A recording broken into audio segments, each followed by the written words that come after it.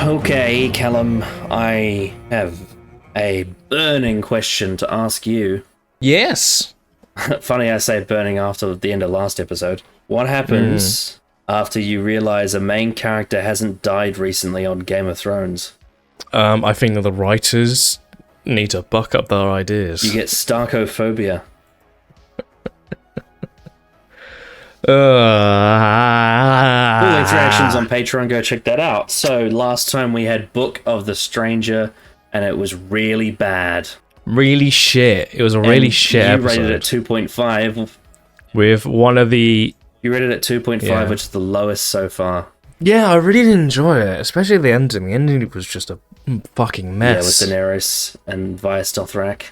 Yeah, that's the one. And then also Jon not telling Sansa that he was killed and resurrected. You can just tell that off screen. Instead, they're talking about, they're just joking around about stuff. You weren't that bad. Oh my god, okay. There was one good storyline, I think, with the High Sparrow and Marjorie. That was cool.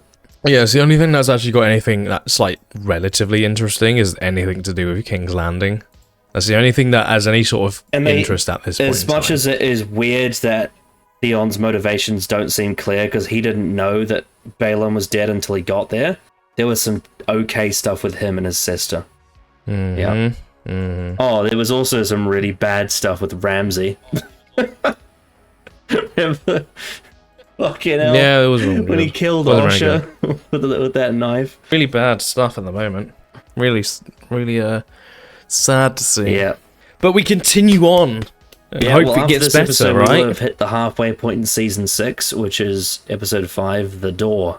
Now, I'm not a stranger to the internet. I know that there was a big commotion over the fact that it was something to do with an episode called The Door or A Door. Around the time this was coming out, or just around the time people talked about Game of Thrones. So I know that this is probably a big episode. I'd be surprised if it wasn't, given all I've heard in terms of just The Door as a phrase. So, yeah, I have an idea of what it actually is, because I'm not stupid, but we will wait and see if I want to reveal to see if I am stupid or not. Yeah, this will probably be a very big episode, I would very much imagine. Well, I mean, big... Especially when you're halfway through a season and everything's been kind of mild. Well, if it is a big episode, the real question is, how will it be done? Will it be good or bad? That's the real question. Alistair Thorne. Yeah, very recently, yeah. Stabbed Jon to death, walked away from his body, then spent 2 episodes trying to get to his body. Yeah, because he's stupid. How else is there going to be drama, and how else are we going to get Jon to be resurrected if he just chucked his body away? Fuck you. Boo! I mean, yeah, it's going to be a big episode. That's where the whores are. Oh. Ew. Oh, no, not in Season 6. What do you think he did?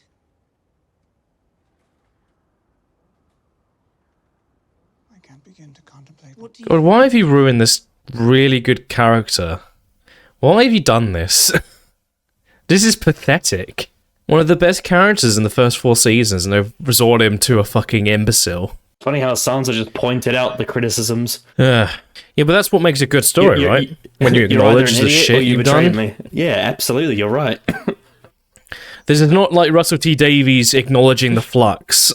It's not the same thing. When is this gonna fucking pick up? This feels like we've been here for like 2 fucking seasons. 1.5 seasons. Why? They're making it fucking dramatic for no reason. Look, it's Star Wars The Acolytes.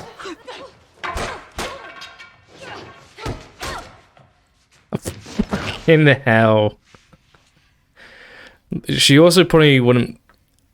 It hurt, but that was like loud, like squelching sounds. We're not really sounds. training to be a faceless man, we're training to be Batman here. Hey, Callum? We're outside. Wow. Nice to not be in the We've moved. pitch black dark. Who will teach him grace? To whom will he When was the last time Robert was, like, mentioned? By at all in the Cersei, I show? think. Last season. Possibly, yeah. I pay attention. I know that guy. He was the small guy at, in Joker. It smells too bloody awful. Yeah, she's like, that's not what happened. I was there. No. This is what the Bravosi think of Westeros. You dare not. I dare, yes. The line of succession. What's that mean? The proper progression. I recognise his face, but I can't remember what. What's that mean? That's her dead dad being made fun of.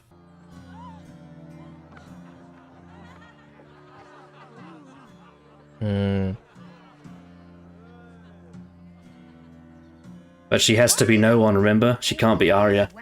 Tazer is my wife. There's a lot of Joffrey slapping in this. Oh my Yeah, god! no, there is. To be fair, there was a lot in season 1. And 2. Oh god. I didn't realise this was a 18 Oh my plus god! show. Speaking of 18 plus, Jesus Christ! Fucking god. 2 fucking warts on my cock. that's Richard E. Grant. Oh my, what? What is in this? She reminds me a lot of Kate Blanchett, but just not, obviously. I don't know why. Interesting, she wants to kill the Sansa girl and not the Cersei. Anyway, time for Wikipedia. Oh, that's my favourite website. Oh boy.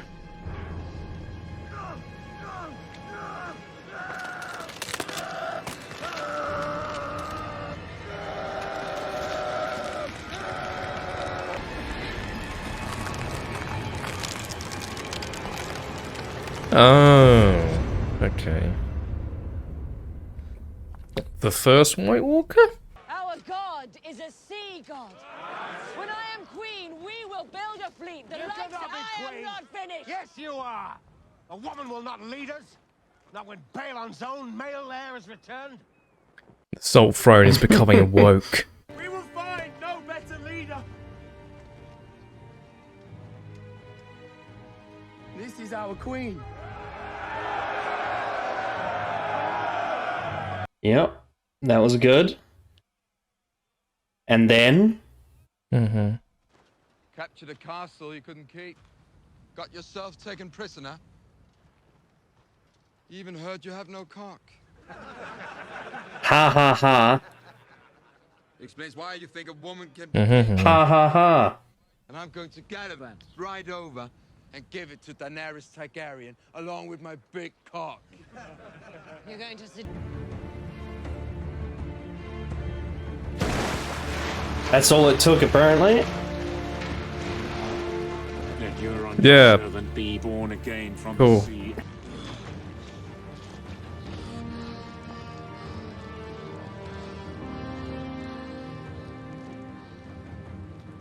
Where are my niece and nephew? Oh yeah, we none of us kept an eye on them, sorry. You think you would have people be like, hey, make sure they don't leave.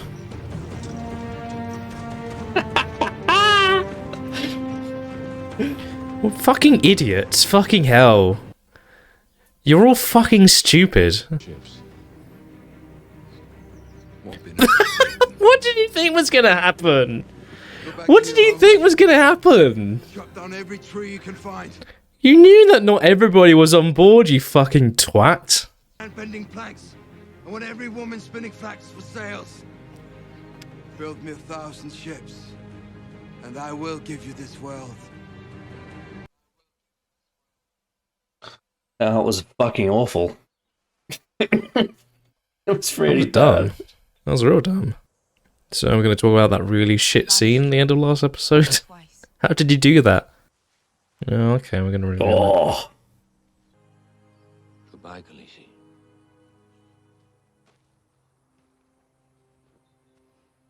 How many times are we going to do this? Walk away from your queen. When I take the Seven Kingdoms, I need you by my side.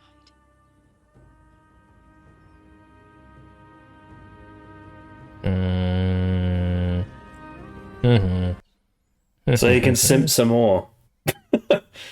While another man takes her. Yeah.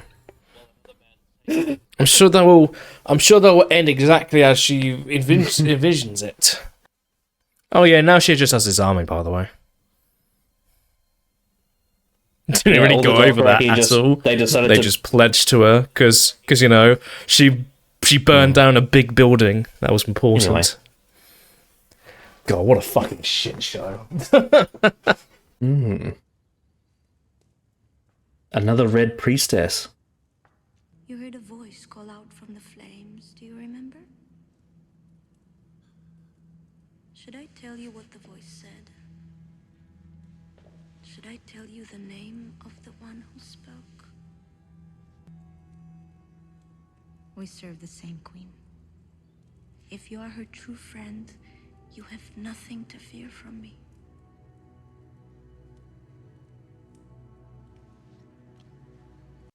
Well, that was actual Game of Thrones, wasn't it? Where did that come from?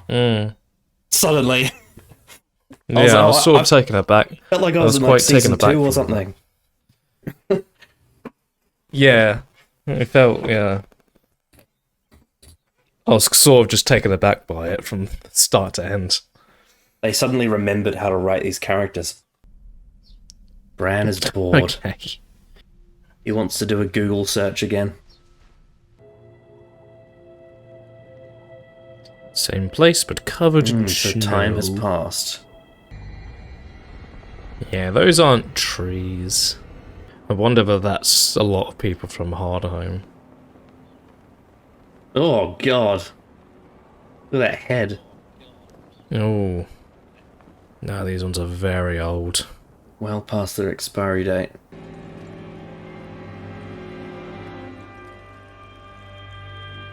Hello. Best wake up, I'd say.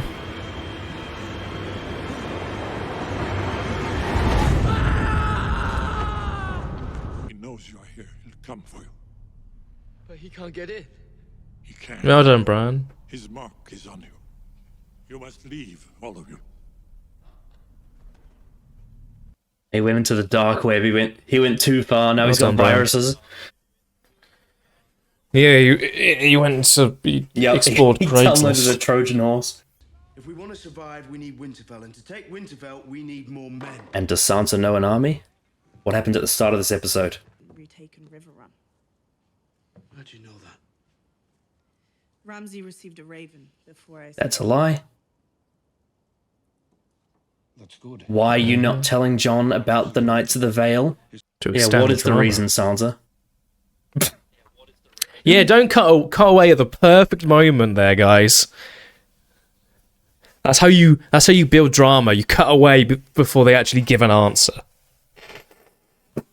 That's so stupid. But what is the reason? Why isn't she telling him about men that would be helpful? No, we cut away. We cut away, so we're building a mystery. Maybe Jon ought to know.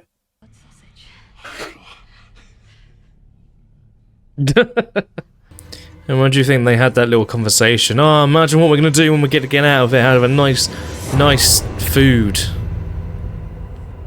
Oh no. That's because someone's probably going to die. Oh boy. Oh wow, they're even growling like zombies. Get off the Wi-Fi. Now's not the time to be high. No! We have such bad aim. I'm curious as to how these fireballs are made. Yeah. I like how they never really tempted to actually throw it at the Night King once. Yeah, even though he's in the front. Yeah. At least show us that. To be that fair, it is quite windy. Just at least show us that. Maybe they did try. Come on, you bastard.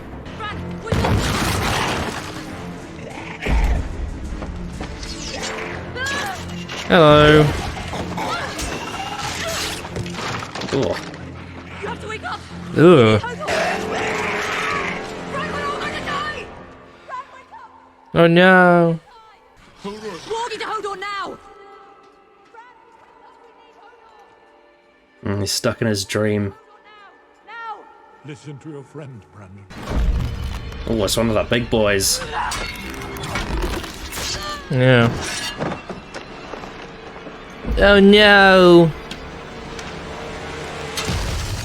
Oh, Quick.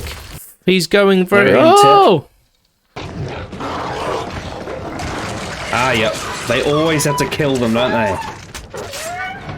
There's always the direwolves. They have to die because they can't afford the CGI for the fur. So that leaves like what? Does that only leave Ghost and Nymeria's missing one left. somewhere. Ghost? Lovely. Greywind is dead. Lady is dead. Shaggy Dog's dead.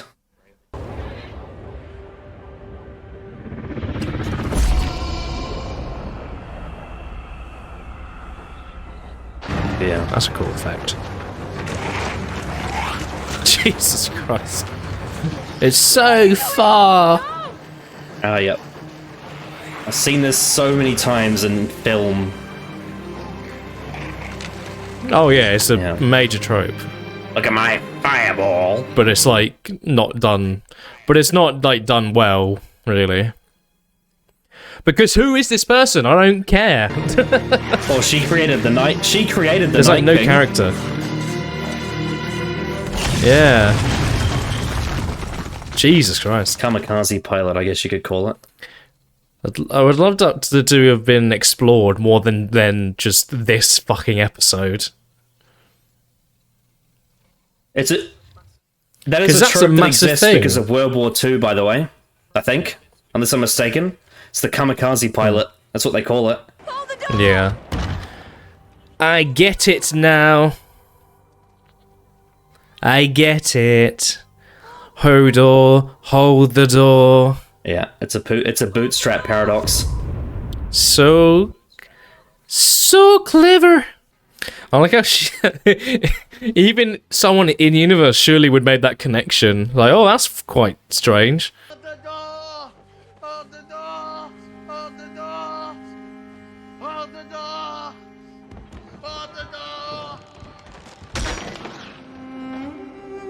Yeah, bootstrap paradox. Hold the door! Hold the door! Hold the door! Hold the door! Hold the door! Hold the door! Hold the door! Hold the door! Hold the door! Hold the door! Hold the hold on, hold on, hold on, hold on, hold on, hold on, hold on. So now you know why it's called the door. Yes, exactly as I thought. Hold the I think door. we've got quite a lot to talk about with this one. Yeah, there's a lot. As you that happened, said, it was a yes. pretty big episode for quite a few storylines. Well, a lot of really fucking stupid shit happened. A lot of characters being exposed, but also making very strange choices that, when asked upon, is instantly cut away before they could actually explain it. Which I have a strange feeling is going to now be a running thing going Yeah, forward. especially because the things I noticed in this episode was they were... I don't even know if this is intentional, but it came across as lampshading. They were bringing up criticisms and then just brushing them off. Gaslighting us. Yeah, very much lampshading. It's funny because they did that with us. Littlefinger, but then they made the same mistake again with Sansa, and now they have to deal with that. It's like, firstly, in season 5, why did Littlefinger send Sansa to Ramsay? And this is the payoff in this episode, and now we're asking, why is she not telling Jon about the Knights of the Vale? I like it when it's just so... Yeah, oh, Jesus Christ. It's so apparent how much we're going to try and fix this that they're doing. It's just... And they are just so bad at it. Yeah. Yeah, Littlefinger, why were you so fucking stupid? What do you mean you didn't know Ramsay was this conniving and really evil? I guess we'll start at the wall, right? Because that's what we're talking about. Sure. I mean, what about it wasn't shit? Pretty much everything. I guess Davos was shit. pretty alright. Like, his character made sense. Davos was fine, and the little good luck, but with Jon was fine. The joke at the end wasn't very funny. But the only thing I will say about Davos, and it's something I've been thinking about recently, is that he mentioned in, I think it was in season 2. If it wasn't season 2, it was a little bit after that maybe. That he has a family. Like, it is canon in the show that he has a wife and kids. And obviously, one of his sons died in the Blackwater. But he has a family. So why, now that Stannis is done, why does he not have the urge to go and see them? Why is he suddenly... Well, he's a good guy. He needs to stay with the good guys. He never bent the knee to Jon. He has no stake in this fight at all. And they're not really giving us a reason. And the only real reason you can think of is because, well, he's a good guy, so he's got to fight with the good guys. To Stannis. He had to fight for him, whereas with Jon, he doesn't have any actual reason to. He just does it. No. Like, why hasn't he at least thought of the idea? Now that his son Mathos died in the Blackwater, his leader Stannis died in the Battle of Ice, and also Shireen, the girl he considered like a daughter to him, is also dead. Why doesn't he want to be with his actual family? His wife, his whatever remains of it. Why does he not care about them? Why is he not writing to them, thinking about them? Why doesn't he have conflict about, where do I stay with Jon Snow, or do I go and visit them? Like, does he really care about the White Walkers that much? Is he that invested in it? So yeah, that is what I will say about Davos, but apart from that, he's fine. The Sansa Stark stuff in this episode was utter drivel. The entire thing was a mess. Littlefinger sees her again. Shit. She asks him questions about, why did you have me go to Ramsay? You're either an idiot or you were betraying me. And I'm like, yeah, you're right. That's what we were saying last season. What's the reason? He doesn't even tell her. He just says, I'm sorry. I'm sorry, I didn't know. I'm sorry, I didn't know. I was too stupid. I'm sorry. It won't happen again. There must have been a scene that happened off screen where some random buffoon murdered Littlefinger, stripped his skin off, and then it's been wearing it for the past 2 seasons. That has to be the reason. Yeah. That's the only reason I can come up with. When Lysa Arryn fell into that pit, she ripped his brain out. Which she went... Yeah. Really fucking stupid scene. Genuinely, what the fuck were they thinking?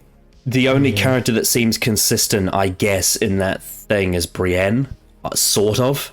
Littlefinger tries to divert her by saying, oh yes, but the Blackfish has an army at Riverrun and the Knights of the Vale. Let me say this important bit of information before I leave. That will be important. Also, half your an hour brother into the episode. is your half brother. He's not your real brother. It makes it seem like she's trying to outplay Jon. Like she's trying to compete for Winterfell. Yeah, for no reason. For no reason purely whatsoever. Because Littlefinger suggested it, which again makes her seem really easily manipulated, given that this was the guy who handed her to Ramsay Bolton. What the fuck? This is like, they are contriving these characters so hard to try and get them to do what they want. Littlefinger turning up to the wall and somehow, well, technically Molestown, because he didn't want to be seen by anyone else. But like, did he not? I mean, he's taking a massive gamble here after what happened. Yeah. So I have to infer, because we know this character, I have to infer that Littlefinger did know that this was going to happen to her, and he's lying. That's the only way this makes sense. But why did he give her to Ramsay Bolton? What was the reason? Why did he want her to get abused? I don't understand that.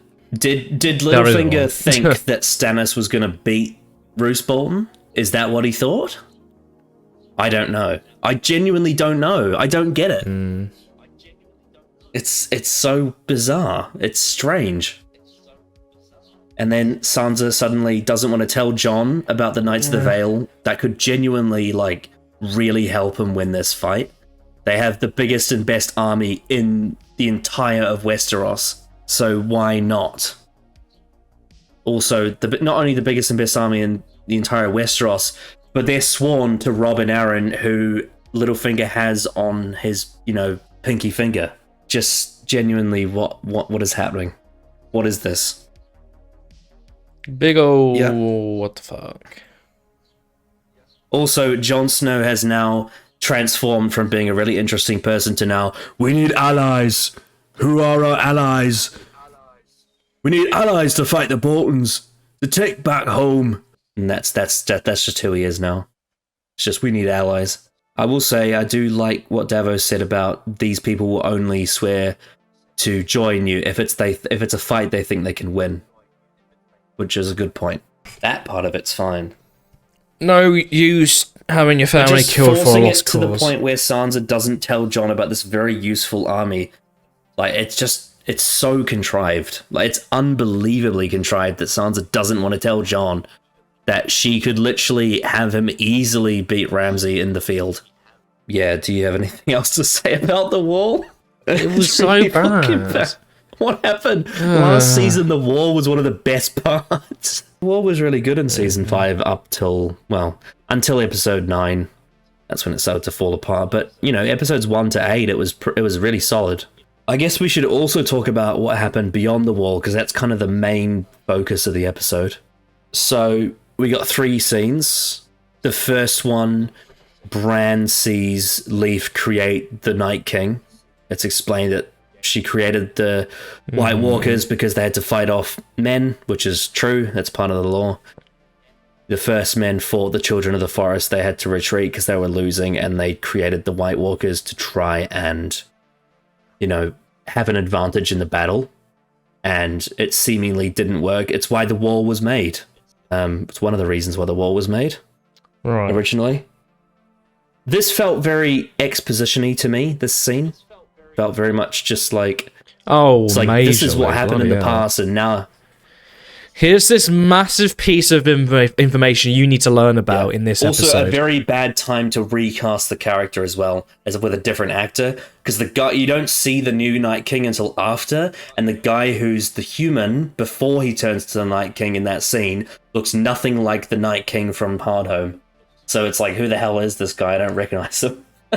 I mean, from how it's presented, I can tell it's the Night King. Yeah, but it's just awkward that it's not the same guy. So you won't until you see the Night King later. Then you'll go, oh yeah, it's that same guy from that scene, that same Russian stuntman.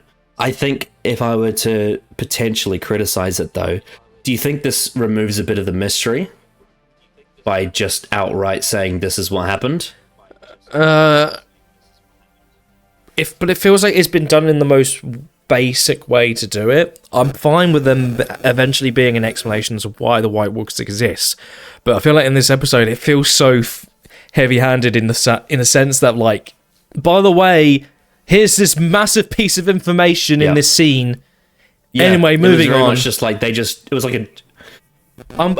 If they want to answer the mystery, I'm absolutely fine with that. But you need to do it in a way that isn't like the most basic form where it has no emotional weight or anything to it. There's like nothing to it, and it feels such a weird place to put it in this episode. Yeah, it wasn't done in a very dramatically interesting way. It's a 2-minute scene, and then they say, "You made the White Walkers," and we're like, "Yeah." Anyway, moving on. There's no more conflict after that. They just go, "You did that." Here's why. They then sacrifice themselves in the end scene. Yeah, that's it. And then that's it. They had Bran not be in season 5 at all, and then they just did this. Yeah, they rush through this in 5 episodes. They also killed off Summer, so another direwolf has died. That means that Ghost and Nymeria, well, we don't know where Nymeria is because we haven't seen her since the start of season 1, but they are the only ones left. Because Grey Wind died in the Red Wedding, Lady died when Ned had to execute her, Shaggy Dog died last episode when Ramsay and the bloody Umbers, Karstarks, whatever, bit of an unceremonious death. I mean, the thing is, we haven't seen Summer on screen since like the end of season 4, I think. Unless Summer may have had one little moment at the start of this season. I can't remember. As I said, apparently the reason for this is because the direwolves are really complicated to do with CGI. It's like they take forever, so they just barely feature them, which is a shame. Just Why don't kill, they just kill have off. actual dogs and then do like the Lord of the Rings thing where they make them bigger? Bran visits the tree again, and this time it's in the present, and the Night King touches his arm, and that's how they know where he is. So Well I done, guess Bran. I guess what they're trying to do Well here done, is Bran. that Bran got greedy, wanted to know too much information, and that exposed very their bored. position. He wanted to know too much too quickly. Then the Night King touched his arm, and that's how they got their position got exposed. It was like a game of Call of Duty, and they accidentally shot a bullet, and now everyone knows where their team is. This stuff is very basic. It just sort of happens. Everything just sort of happens. And then you get the last scene where, because of this reckless stuff that Bran has done, Summer dies, Leaf dies, the Three-Eyed Raven dies, and Hodor dies. And we find out why his name is Hodor. Because he's holding the door. Hold Physically the holding door. a door. Somehow a tree has a door on it. Like, I think how it's all presented is like interesting, but I don't know if does Game of Thrones need a bootstrap paradox? I don't know. I don't know. I don't know how to feel about it, really. It's pretty clear to me that Hodor being hold the door is something that George Martin thought of when he created the character originally. Yeah. But I know Sure, that he yeah, said yeah. that his version of what this scene is supposed to be is very different from what the show did. Like it's a whole different scenario. Yeah. But it kind of follows a similar line of his name is Hodor because he's holding not necessarily holding. I mean, I guess in his mind, hold is more like in like medieval battles when they say hold this fast or hold this door or whatever. It doesn't necessarily mean you are literally holding the door with your hands. It's more so like you are holding your position and defending something. And I think George Martin said that his idea was something like Hodor would have a sword in his hand and there'd be a door between him and Bran and whatever's happening, and that would be part of that prophecy or whatever it is, why he's called Hodor. Yeah. But in this instance, they have the tree, which is Bloodraven's cave, has a door on it, and he literally holds it with his arms and his back and holds it shut. Yeah. And then because Bran is dreaming and hears Mira talking to him, he looks at Hodor and that wargs into him in the past, and then that creates the whole bootstrap paradox, apparently. Some kind of weird virus magic. It was really weirdly communicated because then Hodor in present time then starts to act, but isn't warged. It feels like it's very weirdly communicated. Yeah, I'm not sure how Also, to feel about it. The implications as well. Like this is really powerful. How much power Bran has over time now. Well, seemingly this was set in stone from the very start. That's the whole point of a bootstrap, paradox. And now Bran has downloaded the Three-Eyed Raven into his head. Yeah, I guess so. I think I understand why people were so hot about this episode because of the reveal. They'd waited so long to find out why his name is Hodor, and then they find out that that's the reason, and it's all a sacrifice from a guy, and it's not his fault. He was just roped into it. It's quite tragic, but at the same time, I just think the circumstances are so. They just could have been done so much better. You have to be very careful with time travel magic in a show like this. Like it opens up a lot of doors, doesn't it? Which is kind of ironic. A good idea, I think, but I don't know, the execution just seems a little odd. Next they use when the Night King killed the Three-Eyed Raven was great, like when he burst. That was awesome. Oh yeah, that was really cool. But yeah, are you like satisfied with the few episodes we've gotten of this? Oh no, definitely not. Do you think it would have been No, better no if way. they actually used season 5 to do something with it? There was no reason for them not to be included in season 5, really. Let's talk about Bravos, I guess.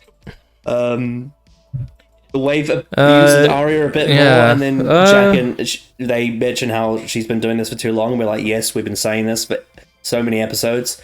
And then Jack and Hagar gives her another chance. He says she needs to kill Lady Crane, who's an actress. Arya Stark gains a liking to her, and then Jaqen says, if you want to be a servant, you can't ask questions. Is struggling to be anonymous because the play is replaying events that were in her past that have to do with her father and her sister. So there is personal attachment.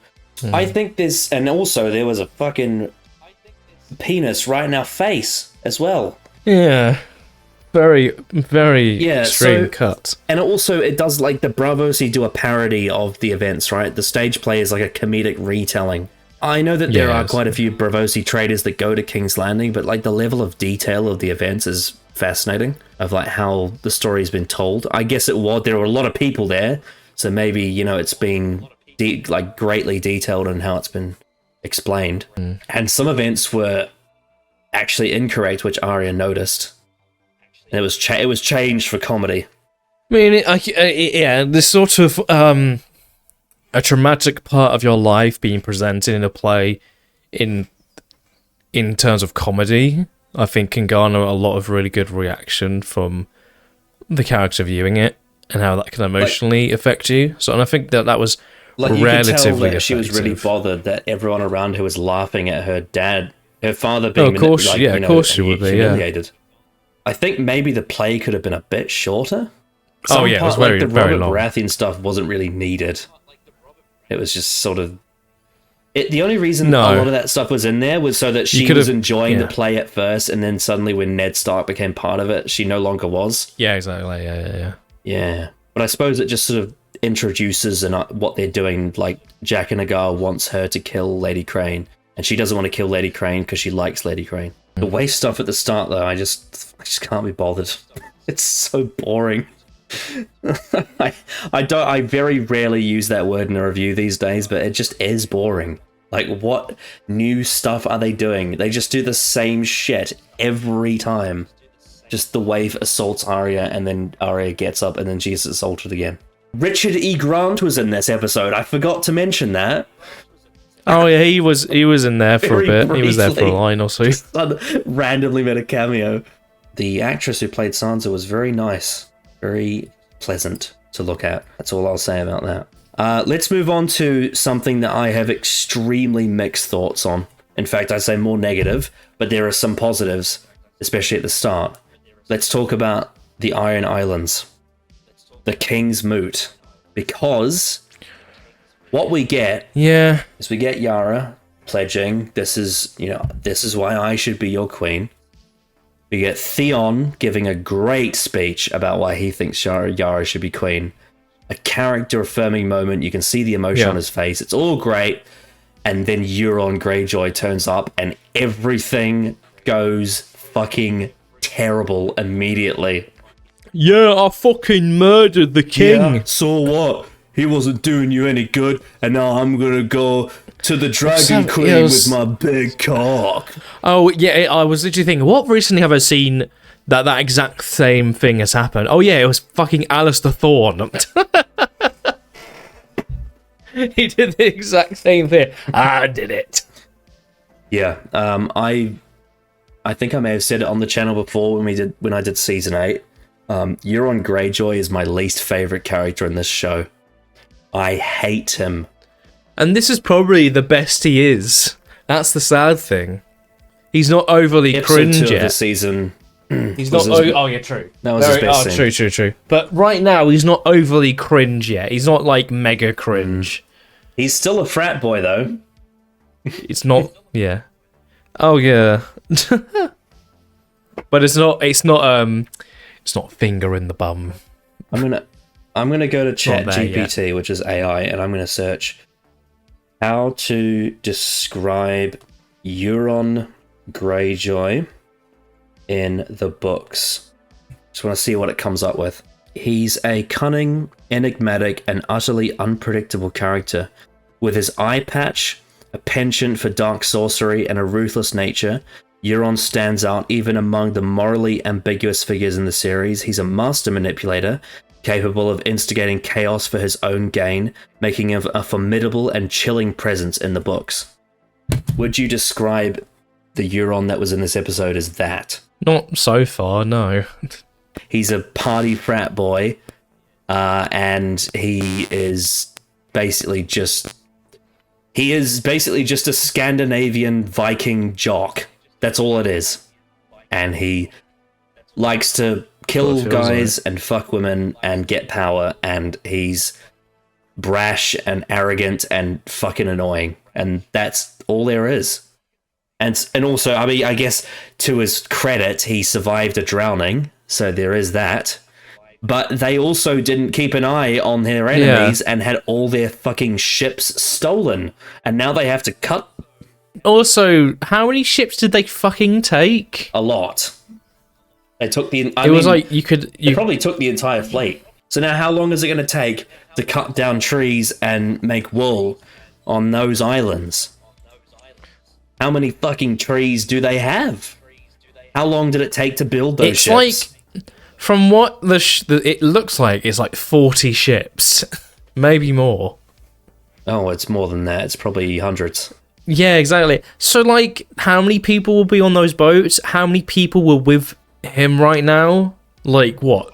30? I will say the people that were with Euron are the people who are involved in the King's Moot, who are the most, like, high-ranking figures on Iron Islands. It's not everyone. It's not all the citizens. What you can infer is that it's divided between who follows who. This is all a massive disaster. It was terrible. And it sucks because the King's Moot in A Feast for Crows is one of my favorite chapters. Not just because you have the proper interesting Euron, who's not an idiot dickhead frat boy, is instead like a sorcerer who went to, you know, old Valyria. And obviously they can't say that because remember last season they ruined Valyria by not having it be an impenetrable ruin, and instead it was just this fucking museum of dirt and grayscale.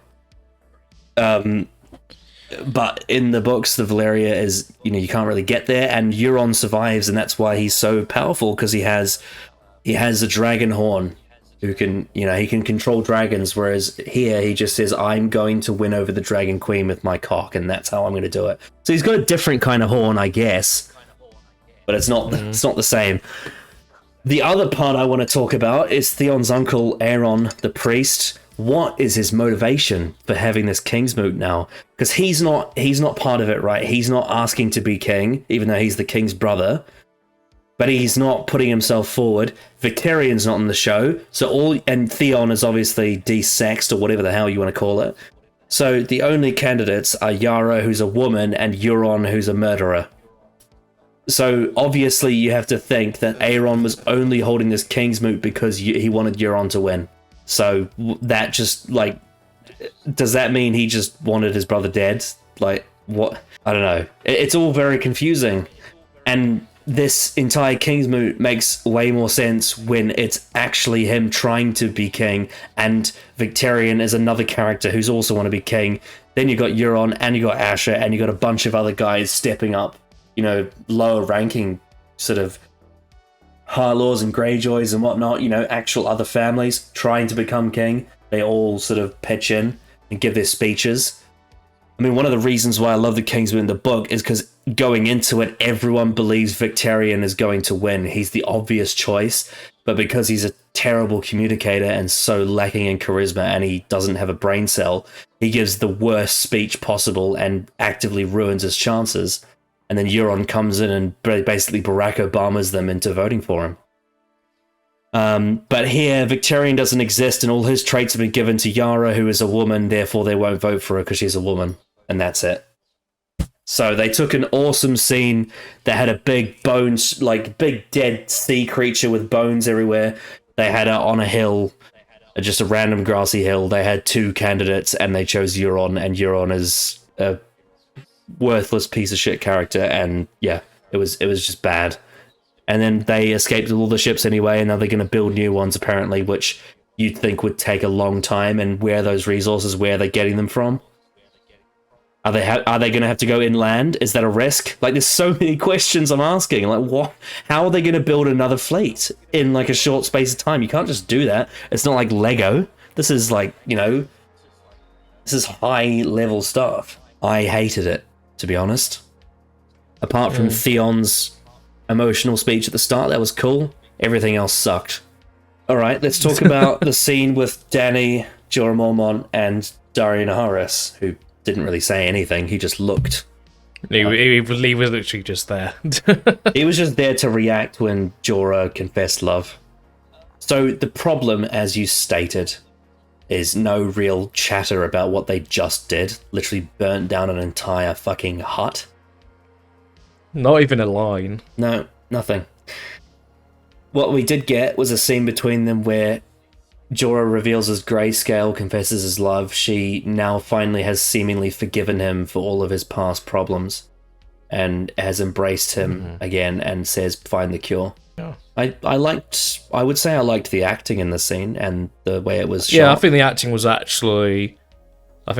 in the scene was actually pretty decent.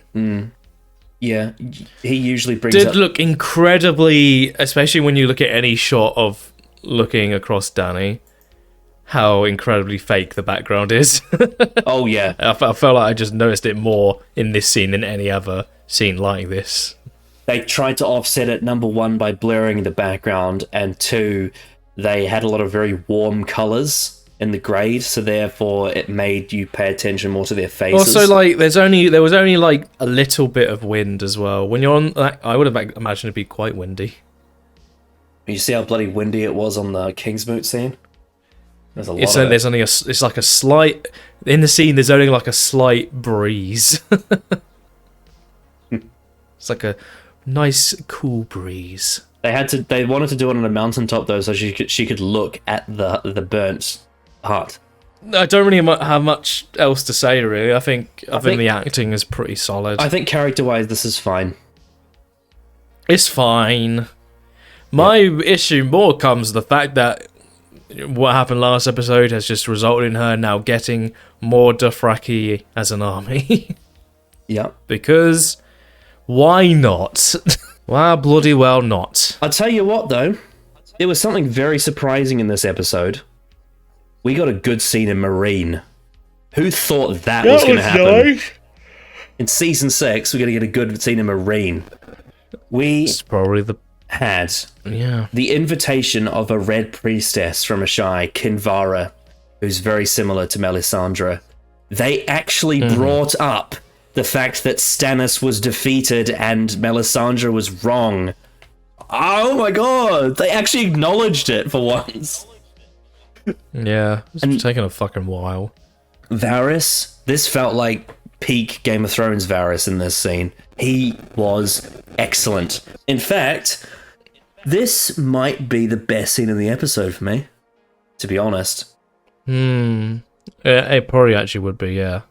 Because I was so taken aback by it. It felt so different from the whole season. Yeah. I was quite wary of it. I didn't know how to feel when it was happening. Then once you got to the end of the scene, I'm like, oh, okay, I get what the scene was doing. Because you were like, we don't get good scenes in this place. That doesn't make sense. No. But okay, so when it comes I was expecting this to be mega cringe. with Tyrion, Grey Worm, Missandei, it was just whatever. They were just there. But specifically, just spouting dialogue. Specifically, focus on Varys and Kinvara. That part of it was what I really liked. His perspective on religion and her response to knowing what happened to him and then what he heard. Yeah, it's just really, really, really nicely done. Yeah, the fact that, he tried to doubt her and say, well, we know of a rare priestess that was wrong. How do we know that you're right? And she then talks about deep, dark secrets in his past that only he would know. And you can see the only people in this room that know is him and Tyrion to an extent. And I loved the acting as well. The way his face revealed himself when she said that. His acting was like excellent. Yeah, this is actually a good scene. They have to have at least one good scene just to make you have to watch the show. We haven't had an episode yet with 0 good scenes, have we? We've always had at least one good scene in every episode from what I can recall. I think, unless I'm mistaken. That's at least something. Yeah. There's always at least one. Yeah, we used to have episodes though where like all the scenes were good. Yeah, or like all the scenes but one. But yeah, I really loved this conversation between Varys and Kinvara. I felt like I was back in the glory days again for a bit. Then it all went away. It sputtered out like a snowflake. Oh, well, considering this is season 6, probably not. Will we see Kinvara again? I imagine maybe. You probably should, right? If this Salah scene was done, she's probably going to be. Probably, hopefully. I mean, look. If you look at the scene, like it seems like she's proven herself, and they're gonna like invite her on board. Like it's like she seems like she'll be useful. Yeah. Yeah. Anyway, the door received universal praise from critics. I mean, I'm not that surprised. With many citing the emotional revelation involving Hodor, the action scenes with the White Walkers, as well as the King's Moot, and Daenerys Targaryen's farewell to Jorah Mormont as high points. And he said the King's Moot's a high point, apparently. Yeah. Interesting. Exquisitely crafted episode. Culminates in a gut-wrenching Oh, revelation. those are big words. Makes the loss of a beloved character all the more poignant. I will say I did love the lines with Mira and Hodor about how they're hungry for some real food. He's like, I don't want to eat now moth. it's made me hungry. After this, I'm probably going to make some beans and sausages for lunch. It's like, we're a bit of bacon and blood sausage. Oh, Hodor. Yeah, not surprising that this episode was highly praised. Yeah, because people love Hodor. You know, he's a beloved character, and this was... And they like the White Walkers. That's true. But yeah, basically, a lot of people, like, cried at the end because they love Hodor, and this was his death scene, basically. Because he's a likeable figure. He's not like a major character, but he's a likeable figure. He's very simple. What do we reckon the best Hodor moment is in the show? I actually don't know, because again, he's not a major character. I've got 2 in mind, and they're both from season 3. The first one is when Asha asks them a very like big question. She's frustrated. Then Hodor just says, "Hodor," and then the other one is when they go to one of the castles on the wall, and he finds a well, and he says, "Hodor." Those are probably the 2 that can't. The other one is probably in season 1 when he runs into Bran's room and has leg braces for him, and he looks so happy. Oh, what about when he kills Locke in season 4? That was pretty cool.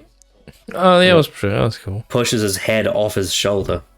This episode was nominated for an Emmy for Outstanding Direction. Really? Oh, okay. Direction was good, to be fair.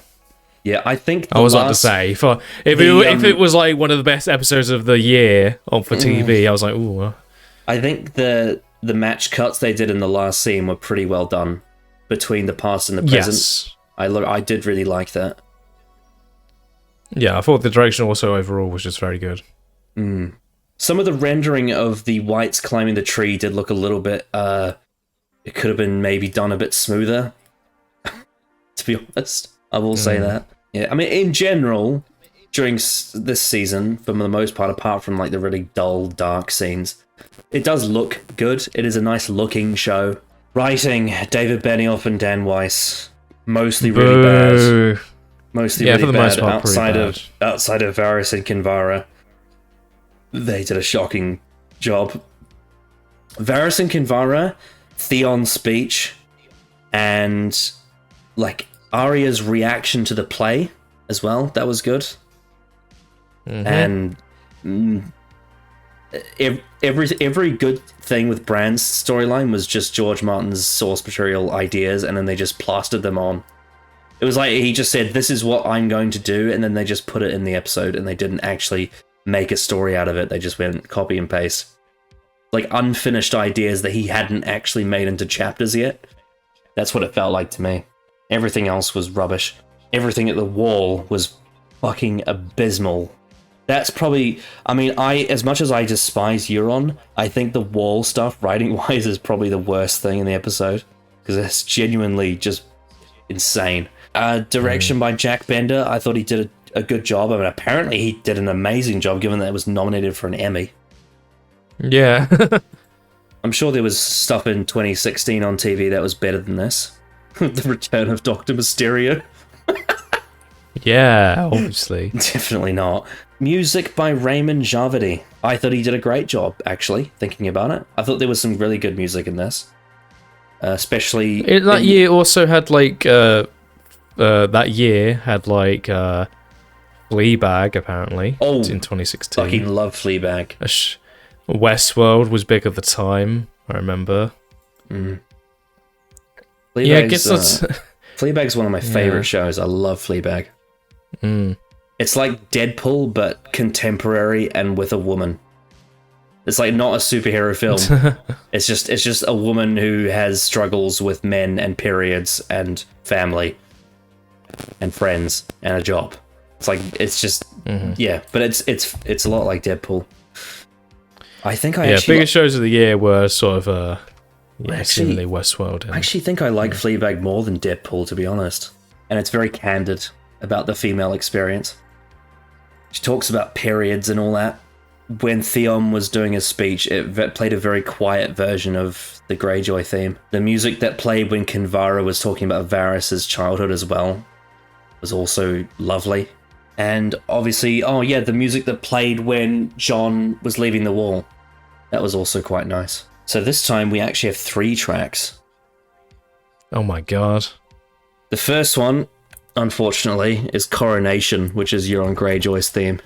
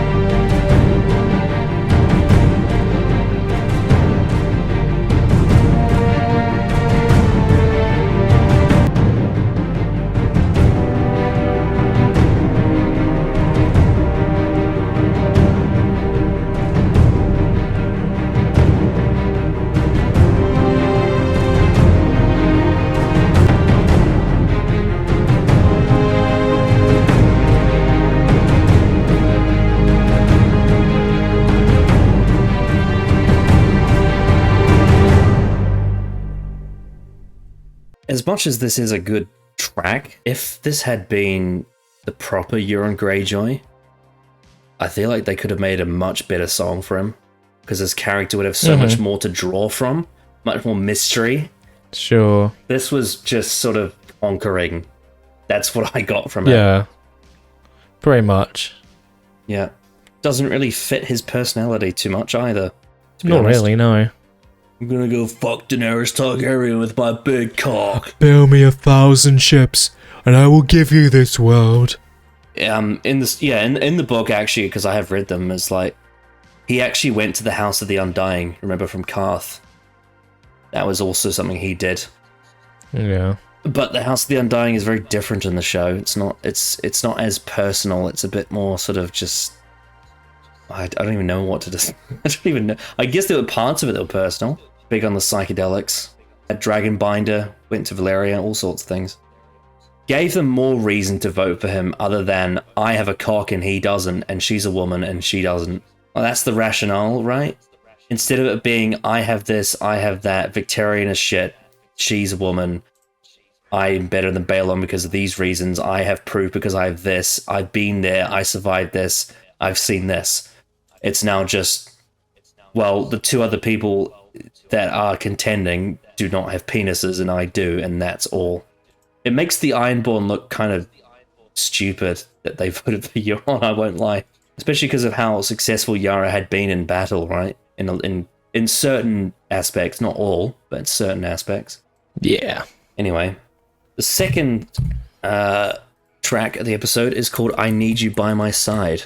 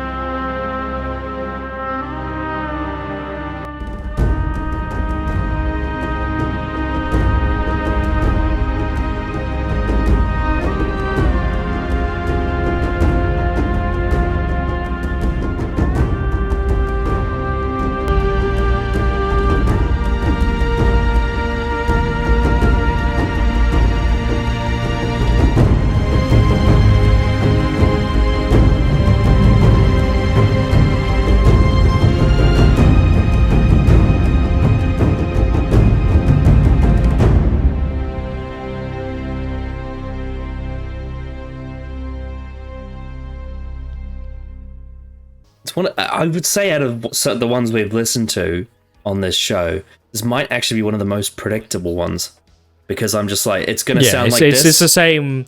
It sounds exactly the same as any other track to do with Daenerys. It's going to have Dany's theme. It's going to have these tones. It's going to start with this emotion and end with this emotion, and that's kind of exactly what it was. Yeah, with these. Functional song. And the third track is called "Hold the Door."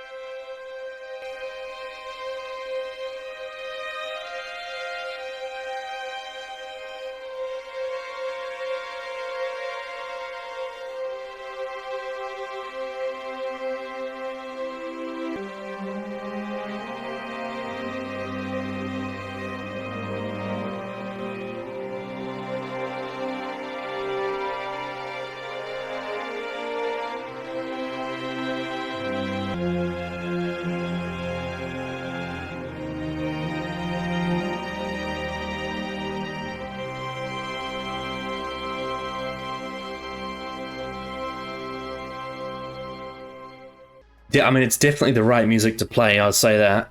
Oh yeah, definitely. That was great. That was very good. Obviously, White Walker action music, horror music, and then transitioning into the Stark theme, and then after that, sort of the funeral of Hodor, if you will. Because, you know, Hodor is a Stark, right? And he comes from Ned's generation. We see in that scene, you know, he's about to go off to the Vale, and that's when he becomes friends with Robert. It's funny how this episode has two very different portrayals of Ned, because obviously Arya sees a comedic version of his death in Bravos, but then Bran sees his real past as a child about to go to the Vale. Hodor is there with old Nan, and that's when his incident happens. Your thoughts on this Hold the Door song? Pretty darn good track. I think it's very well suited to the scene itself, and I think the actual track itself is quite beautiful to listen to.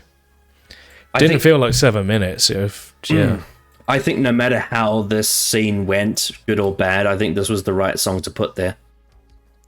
Oh yeah, definitely. Yeah.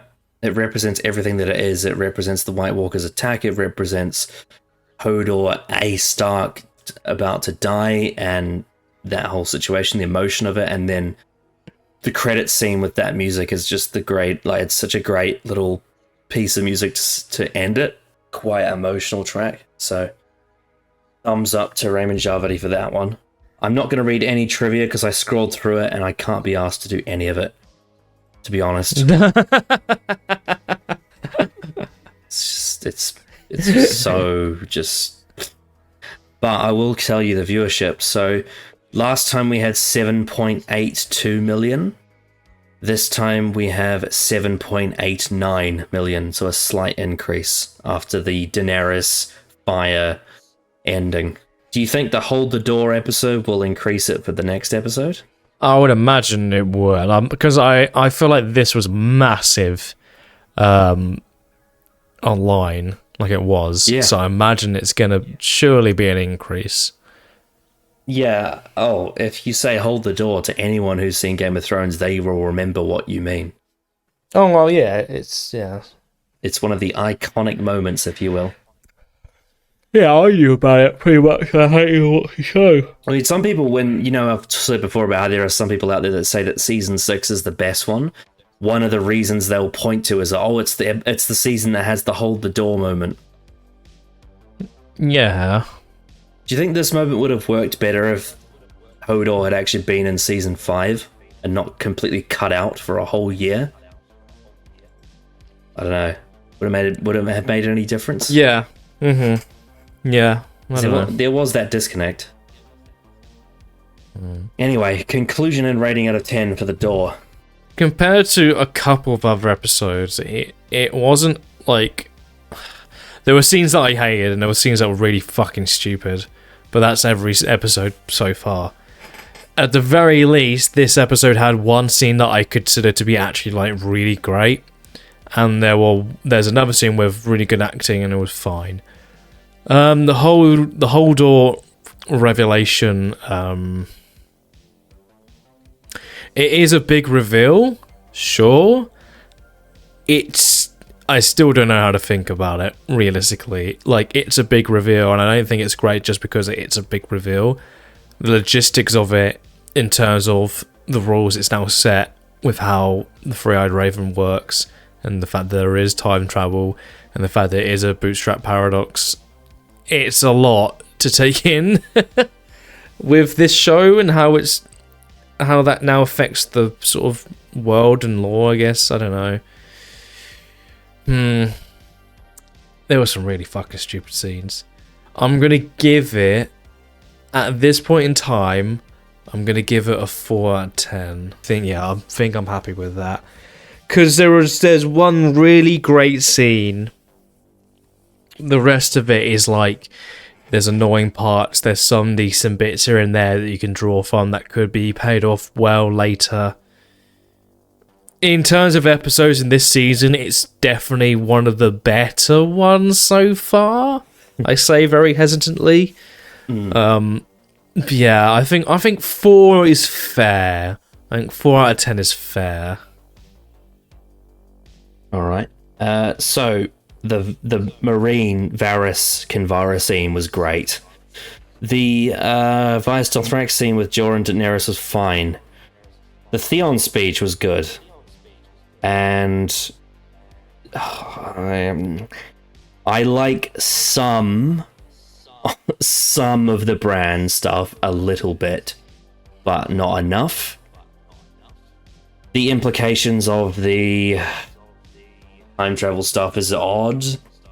I think some of that stuff could have been done better. The hold the door reveal is a good idea, but there are things about it that I think could have been done better to really make it even better than it is.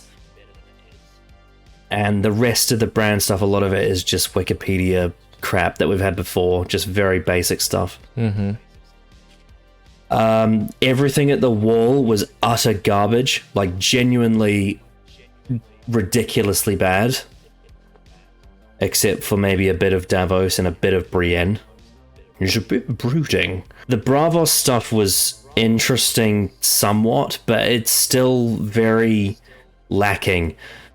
I remember when I read the chapters it's loosely based on, it doesn't really happen this way. I think Arya is not in the crowd. She's actually playing one of the characters. She's one of the actors in the play, and I think because it's in a monologue, there is something interesting about that. And how she gets to know Lady Crane because she's one of the actresses, whereas in this version she's in the crowd and then she's sort of like when fans she kind of just goes, "Oh, I think she's cool," but you haven't even had a conversation with her. You've just gone on the fact that she is a good enough actress, and then is having a thing with one of the actors. That's all you're kind of really... now that I'm thinking about it, that's really strange for her to say, "Oh, she seems like a cool person." She admires her sense of humour. That's all there is to it. Yeah, that's really strange. Oh, that's really strange, actually. And if the scenario was Arya was in the play and got to know her more personally, then I think it would have worked better than it does. Yeah, you know what? Change my rating to a 3.5. Change it there. Okay. It's not 4. It's 3.5. The King's Moot after Theon's speech is an absolute disaster, and I hate Euron with a passion. I hate him so much. I just want to... He is one of those characters where it's just... It's one of two things. It's either go away heat, or it's I ironically really enjoy how shit he is. It depends on the scene it is. Sometimes it's really funny to watch him be a terrible character, and sometimes I just want him to fuck off. And this one just really... It annoys me mainly because I love the King's Moot in A Feast for Crows, and this version is so lame by comparison. Like, it's insanely lame. How it all comes down to Cox in the end. I will give this a 4. It's not really terrible, it's just... I think there's more bad than there is good. It's highly elevated by the Varys scene, I think. And some of the other small bits, but it's not the masterpiece that some people seem to think it is, because it has one moment that they cried at. So yeah, 4 out of 10 for the door, I'm afraid. So we're halfway through the season now. What are your thoughts so far? Oh yeah, it's great. Best season ever. Best season ever. Yeah, this has been a bit of a disaster so far. We had one episode 3 we gave a 5 out of 10. Everything else has been subpar. Yeah, how do you feel about season 6 at the halfway point, and what does the second half have to do to not good. What does the second half have to do to turn it around? Actually understand the characters and plots again, please. Get back on course. Does Sansa have to tell Jon about the Knights of the Vale? Is that what she has to do? Give me a reason why she didn't say so. Give me a valid reason. He's only a half-brother. He's a bastard. It makes it seem really callous. Like she wouldn't mind if Jon died in battle. Like that's what it comes across as. How are all these northern houses gonna fare when they find out that Jon, who swore an oath to the Night's Watch, is no longer at the Night's Watch, And how is he going to convince them that the reason why he's done that is because he died and came back to life with magic? They wouldn't believe him. It's as simple as that. The next episode is episode 6, which is called Blood of My Blood. I imagine we'll get King's Landing. They're not going to not have them for 2 episodes in a row, so... yeah, and I guess eventually we'll have the meeting of Ramsay and John at some point. Pretty soon. Yeah, I'm not sure what else. It's kind of in a... Well, I guess maybe Aya will try to attempt to kill Crane, I guess. I guess that's on the horizon. Why didn't they just have Stannis beat Ramsay? Oh, well, we like Ramsay. Ramsay's great. Because they wouldn't have to do this shit with John if they didn't do that, you know, if they just had Stannis win. Oh, but it's because they've got to have the Battle of the Bastards, though. You're going to have 2 bastards versing each other, right? Yeah. What do you hope for with the next episode, with Blood of My Blood? I just want an episode where I can go, oh, wow, so much really cool, interesting stuff is happening. Mm-hmm. What does it have to do to achieve that? The writers need to realise how to write characters and plots again. I mean, if it has King's Landing, that might be a good thing, because that's usually good. Usually pretty consistent. Yeah. Normally, yeah. This episode, even if the execution's not great, it does, at the very least, we got something new with Arya in Bravos. We have something new. Mm-hmm. What if it turns out that Kinvara is behind the Sons of the Harpy? Oh, that would be interesting. Some red priestess we'd never met. Nah, that won't happen. We'll see you next time for Blood of My Blood. I bid you adieu, a good night and a good bye. Bang.